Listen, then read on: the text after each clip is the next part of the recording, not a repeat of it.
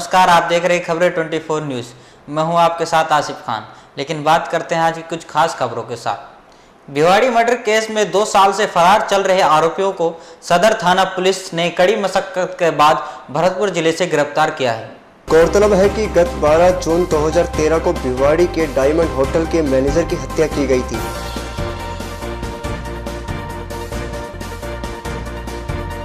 हत्या के तुरंत बाद से ही आरोपी पुलिस गिरफ्त से बाहर थे। कई जगह दबिश के बाद भी आरोपी पुलिस के हत्थे नहीं चढ़ रहे थे। काफी दिनों से सदर थाना पुलिस आरोपियों की सरगर्मी से तलाश कर रही थी, जिन्हें 2 साल बाद सफलता मिली। थाना प्रभारी एएसआई जगमाल सिंह ने बताया कि फरार चल रहे आरोपी राजू निवासी गौरावली व देवेंद्र पुत्र रूप सिंह निवासी बारोती को भरतपुर जिले से गिरफ्तार किया गया है। वहीं होटल डायमंड के पूर्व मालिक हेमंत शर्मा ने बताया कि पकड़े गए आरोपी मेरे ही होटल में काम करते थे, जिन्हें मैंने एक परिवार की तरह रखा था और उन्हें मृतक मैनेजर ही काम पर लेकर आया था और किसी कहासुनी के चलते मैनेजर ने ही उन्हें निकाल दिया। बस इसी का बदला पकड़े गए आरोपियों ने निकाला। बहरहाल आरोपियों को सदर पुलिस ने न्यायालय में पेश कर दिया है।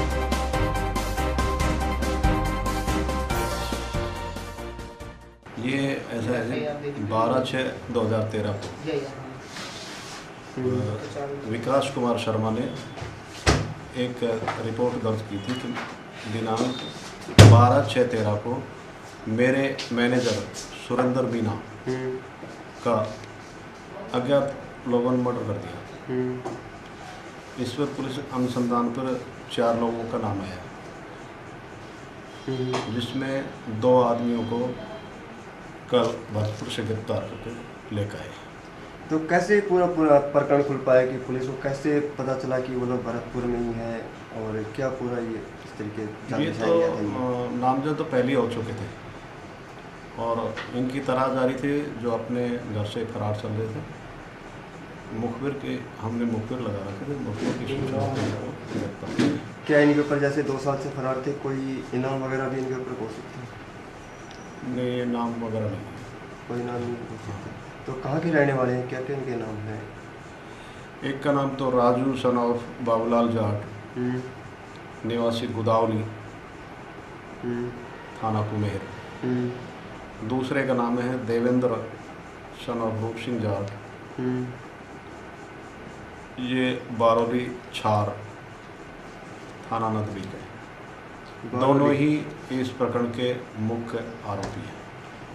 तो पुलिस पूछताछ में पता चला कि ये भिवाड़ी के अलावा इन्होंने कुछ और भी अपराध किए हों या पहले भी पेशेवर मुजरिम हों? देखो, अभी गिरफ्तार किए हैं, जो भी होगा आगे खुलासा होगा। जी श्रीमान जी, परिचय जानना चाहूँगा सबसे पहले तो आपका। मेरा नाम हेमंत शर्मा है जी।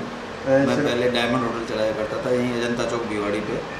और आज जो ये मुजरिम 2 पकड़े गए हैं, राजू और देवेंद्र, ये भी मृतक सुरेंद्र मीणा के साथ मैं ड्यूटी करते थे। मेरे पास मेरे एम्प्लॉय थे लोग, और आपसी इनकी क्या रंजिश हुई क्या नहीं हुई उसके बारे में मेरे को पता नहीं, आज भी पता नहीं है, न पहले पता था।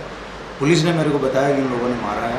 मैं पुलिस को भी धन्यवाद देता हूँ। देर सवेर ऊपर वाले के घर सुना है, देर है अंधेर नहीं है। तो पुलिस ने भी बड़ी मेहनत से, लेट लतीफ़ी से 2 साल गुजर गए, बहुत पहले ही पुलिस को पकड़ लेना चाहिए था। पुलिस पे मैंने भी दबाव बनाया। 6 बार मैं एसपी महोदय के पास में भी अलवर जाके आया हूँ, यहाँ एडिशनल साहब के पास और डिप्टी साहब के पास, एसएचओ के पास में कम से कम 100 टाइम्स गया होगा। मैं हर वीक गया हूँ पिछले 2 साल में। हाई कोर्ट में भी मैंने केस लगाया, वहाँ हाई कोर्ट जयपुर के भी मैंने चक्कर काटे, इनके ऊपर दबाव लगाया, तब पुलिस ने ये पकड़ा है। बाकी पुलिस को फिर भी सराहनीय काम किया है, मेरी बहुत टेंशन दूर करी है। पुलिस को मैं बहुत बहुत धन्यवाद और बधाई देता हूँ। और इन लड़कों को तो मैंने अपने औलाद की तरह से रखा हुआ था। कोई भी मालिक किसी भी अपने एम्प्लॉय को इतना नहीं रखता है जितना मैंने रखा। सब मेरे लिए बराबर थे, मेरी औलाद की तरह से थे।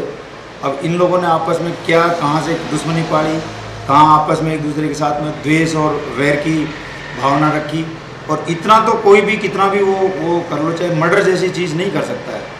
फिर भी आज मैं जाके आया था, थाने वालों ने मैं बताया था, मैं लड़कों से भी मिल के आया था, जो वर्तमान में एसएचओ महोदय आईओ साहब हैं उनसे भी मैं मिल के आया था, लड़कों से भी पूछा था। पुलिस हमारी उसने बेइज्जती कर दी थी, तो ये बात बोल रहे हैं, बाकी रो रहे थे, और तो कोई बात नहीं था। बेइज्जती का कुछ प्रकरण नहीं बताया उन्होंने, किस मुद्दे के ऊपर उनकी इतना बड़ा कदम उठाया, तो उसका क्या अहम वो बताया उन्होंने। बेइज्जती का आपसी कोई भी दारू और पी करके नहीं, होटलों के कर्मचारी कैसे होते हैं साहब। मैं तो रहता नहीं था, मैं तो 8 साल से चिकनगुनिया और गठिया वाई का पेशेंट हूँ। एलोपैथिक, होम्योपैथिक, आयुर्वेदिक डॉक्टरों के दवाइयों के बाहर रहता था। सारा इंचार्ज जो है मैंने सुरेंद्र को बना रखा था। सुरेंद्र ने ही इन लड़कों को नौकरी पर रखा हुआ था। राजू लगभग 1 साल नौकरी करी थी और देवेंद्र जो है उसने लगभग 6 महीने नौकरी करी थी और उसी ने रखा था और उसी ने ही हटाया है। हटाने के तकरीबन 6 महीने के बाद ये घटना हुई। इन लड़कों को, देवेंद्र को तो बहुत सा 6-8 महीने 10 महीने 12 महीने पहले ही हटा दिया था।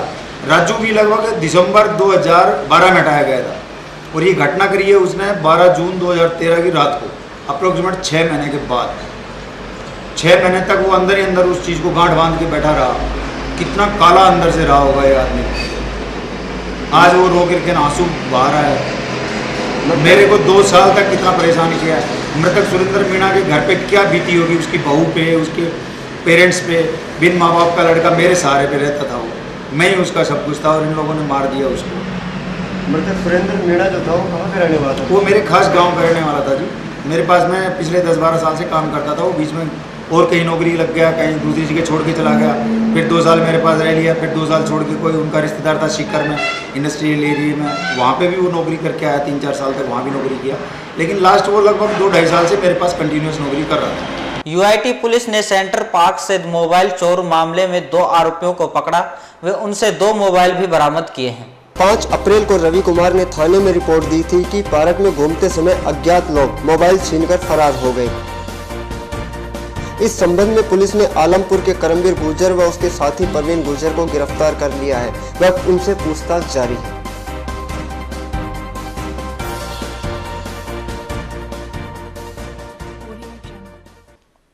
भिवाड़ी विद्युत विभाग के कनिष्ठ अभियंता व जयोनों ने AN की सीधी भर्ती पर वर्तमान सरकार के खिलाफ रोष प्रकट किया है।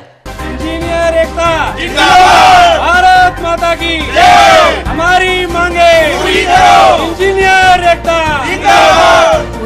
सहायक अभियंताओं की सीधी भर्ती और पे ग्रेड के विरोध में सोमवार को नीलम चौक पावर हाउस पर कनिष्ठ अभियंताओं ने खासा रोष प्रकट करते हुए बताया कि अगर जल्द ही AN की सीधी भर्ती नहीं रोकी गई तो 15 अप्रैल से 27 अप्रैल तक तहसील के सभी कनिष्ठ अभियंता हाथ पर काली पट्टी बांधकर काम करेंगे। वे 20 अप्रैल को दोपहर 3 बजे से शाम 5 बजे तक पूरी तरह से कार्य का बहिष्कार करेंगे।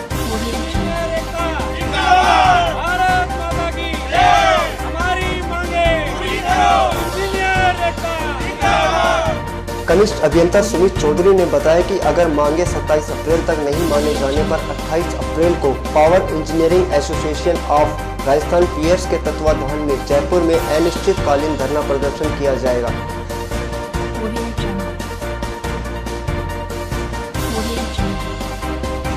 बैठक में स्थानीय स्तर पर तिजारा विधायक मामन सिंह यादव और खाद्य एवं आपूर्ति मंत्री बढ़ाना को ज्ञापन सौंपकर मांगे मनवाने का भी फैसला लिया गया। सर, हम लोग भिवाड़ी खंड के सभी कनिष्ठ अभियंता आज यहाँ इकट्ठा हुए हैं नीलम चौक 132 kV पावर हाउस पे। हमारी JVVNL से हैं और RVPN से JN साहिबान हैं, जोपानकी से भी आए हैं, 220 kV JSS से भी आए हैं। जो वर्तमान सरकार के प्रति जो आपके स्टाफ ने जो रोष व्यक्त किया है उसका क्या कारण मानते हैं? सर, सरकार की पूर्णतः कर्मचारी विरोधी नीतियाँ हैं। इन्होंने मैनिफेस्टो में हमसे ये वादा किया था कि जो भी वेतन विसंगतियाँ हैं आपकी दूर की जाएंगी। 6ठे वेतन आयोग के अंदर भी कुछ कमियां थी, वो भी हम दुरुस्त करेंगे और आपको टाइमली प्रमोशन 9 साल के अंदर अंदर दिया जाएगा। लेकिन ऐसा कुछ भी नहीं हुआ है। उल्टा गवर्नमेंट ने अब सीधे AN की भर्ती लेना शुरू कर दिया है। तो इस वजह से हम सभी का भविष्य अंधकार में हो गया है और आगे कुछ भी नहीं पता। कहीं PPP मॉडल लेके आ रहे हैं, कहीं जेब भरने की इनकी वो चल रही है, कहीं प्राइवेट में इसको विभाग को देने की साजिशें चल रही हैं। तो ऐसा हम बिल्कुल भी नहीं होने देंगे और हमारे हक के लिए लड़ते रहेंगे। अपने हक की मांग के लिए भिवाड़ी के अलावा कौन कौन से एरिया के लोग सपोर्ट कर रहे हैं? सर, पूरे राजस्थान के कनिष्ठ अभियंता इसमें इस आंदोलन में हमारा कोई एक जगह पर्टिकुलर का नहीं है। पूरे राजस्थान में 5 कंपनियां हैं हमारी, उत्पादन, वितरण, प्रसारण। इसमें 5 कंपनियों के JN इसी में लगे हुए हैं। अपने क्षेत्रीय विधायकों को ज्ञापन दे रहे हैं, अपने जो प्रभारी मंत्री हैं जिले के उनको ज्ञापन सौंपने में लगे हुए हैं। अभी हमने विद्युत भवन में भी धरना प्रदर्शन किया था। तो इन्हीं हमारी मुख्य रूप से 2 ही मांगे हैं। ग्रेड पे हमारी सभी की बराबर करके 4800 की जाए। और जो सीधे एएन की भर्ती ये लोग ले रहे हैं वो सरासर हमारे अधिकारों के खिलाफ है, अन्याय है, और ऐसा हम हरगिज़ नहीं होने देंगे। श्रीमान जी, अगर जल्दी अगर सरकार अपना फैसला नहीं बदलती है, अगर आपकी मांगों को नहीं मानती है, तो पूरे कनिष्ठ अभियंताओं का जेईएनओ का क्या आगामी कदम होगा? हमारा आगामी कदम है कि हमारी आज डेलीगेशन की मीटिंग है सरकार से, हमारे अधिकारियों से। अगर उसका पॉजिटिव रेस्पॉन्स नहीं आता है तो हम 15 तारीख से 27 तारीख तक काली पट्टी बांधकर कार्य करेंगे। 20 तारीख को 3 बजे से और 5 बजे तक शाम को काम का बहिष्कार करेंगे। और उसके बाद भी अगर हमारी मांगें नहीं मानी जाती है तो हम 28 तारीख से अनिश्चितकालीन धरना प्रदर्शन करेंगे जयपुर में। चंद्र जी, आप क्या कहेंगे इस आंदोलन के बारे में जो पूरा इस आंदोलन के बारे में हमारा तो ये कहना है कि हमारी जो दोनों मांगे हैं ना, मुख्य रूप से एक तो एएन की जो डायरेक्ट भर्ती है उसको रोकें, और प्लस में जो 4800 ग्रेड पे की हमने डिमांड की है वो हमको दी जाए। अगर ये दोनों चीज़ें नहीं दे सकती गवर्नमेंट तो कम से कम टाइम बाउंड प्रमोशन तो हमको दे ही दे, जिससे कि 6 साल में एक जेईएन जो कनिष्ठ अभियंता है वो सहायक अभियंता बने, अगले 6 साल में वो डायरेक्शन बन जाए। गवर्नमेंट को इसके बारे में सोचना पड़ेगा। ये दोनों मांगे हमारी जो है पूरी करें। कहीं नहीं लगता जैसे कि विद्युत विभाग जो अपने आप को जो आज जो है बिल्कुल ही नुकसान में बता रहा है कि हम नुकसान में जा रहे हैं, तो इसका क्या कारण मानते हैं? कहीं इसी से तो निकल के नहीं आता ये कारण, ताला जो चल रही है इससे जुड़ी हुई चीज़ें तो खैर नहीं है। इसकी मेन वजह तो लॉसेस हैं, जो कि रूरल के अंदर ज़्यादा चोरियाँ वगैरह भी हैं।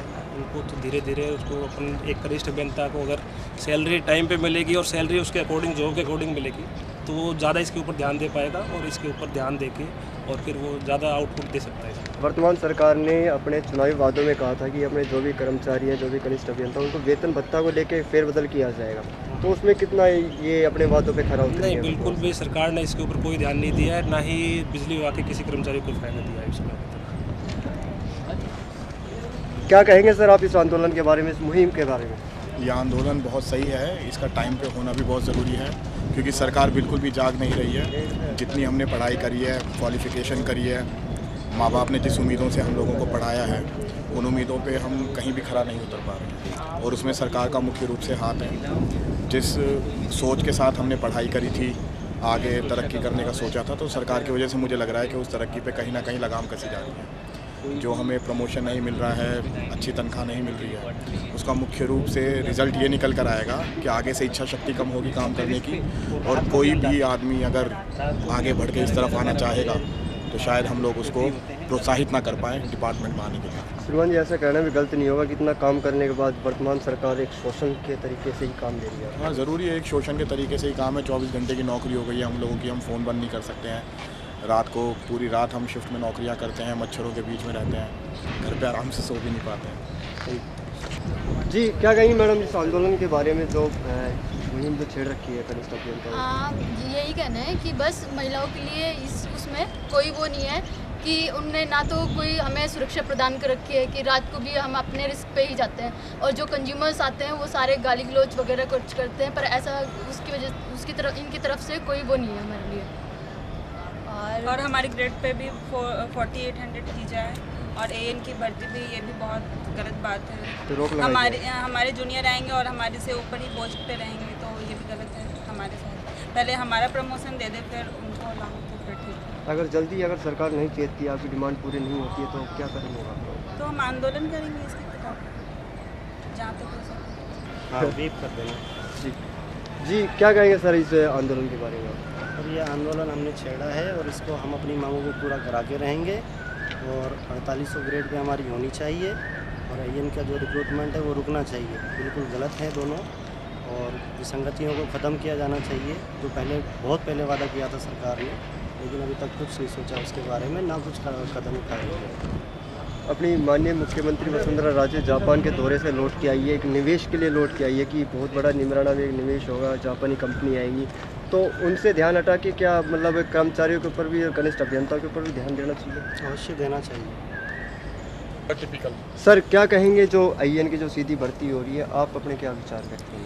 यदि एएन की सीधी भर्ती हो जाएगी तो हमारे जो सीनियर हैं उनका प्रमोशन नहीं होगा। अभी 16 साल हो गई हम लोग जेईएन के जेईएन ही हैं अभी, और वो प्रमोट नहीं हुए, और यदि डायरेक्ट ही भर्ती होगी तो वो प्रमोट नहीं होंगे, जेईएन से रिटायर होंगे। तो इस सर्विस में ना तो हमारी कोई ग्रोथ है, और हम अपना पढ़ते हैं, लिखते हैं और सपने कि हम लाइफ में ये करेंगे, और हमारा घर बार छूट जाता है, हम हमारे बच्चों को न अच्छी एजुकेशन दिला पाते हैं, न हमारा घर चल पाता है। तो ऐसी नौकरी में हम दिल और दिमाग से कैसे काम करेंगे? और यदि कुछ एक्सीडेंट हो जाएगा, किसी को लग जाएगी, तो सिस्टम कैसे चलेगा? ये तो हमारे लगेगी या किसी और कर्मचारी की लगेगी? जो घर से परेशान रहेंगे फिर यहाँ हमारी परफॉर्मेंस कैसी रहेगी? क्योंकि हम सेटिस्फाई होकर काम नहीं कर पाएंगे। सही। भिवाड़ी में एक तरफ तो गौ बचाने के नारे आम हैं, हर किसी को गौ तस्कर पकड़ने की ललक रहती है, लेकिन उन्हीं के बीच घूमती पालतू गाय अब भी लावारिस हालत में घूमती नजर आ रही है। ये गाय आवारा नहीं है, बल्कि ये सभी गाय पालतू हैं, जिन्हें सुबह कूड़ा करकट चरने के लिए छोड़ दिया जाता है और शाम होते ही गाय मालिक मोटरसाइकिल लेकर इन्हें ढूंढने निकल पड़ते हैं।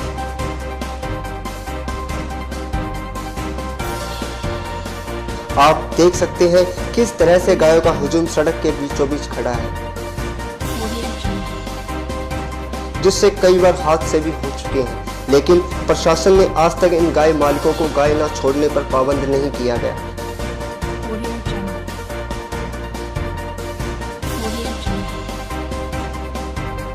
बल्कि खुद ही इन गायों के हुजूम से बचकर निकल जाते हैं। रोड के अलावा सोसाइटियों में भी इन गायों ने अपना तबेला खुद ही बना लिया है।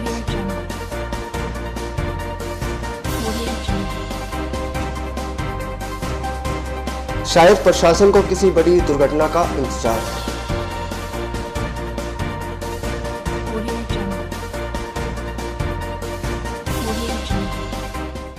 आज समाचारों में इतना ही। मुझे दीजिए इजाजत। नमस्कार।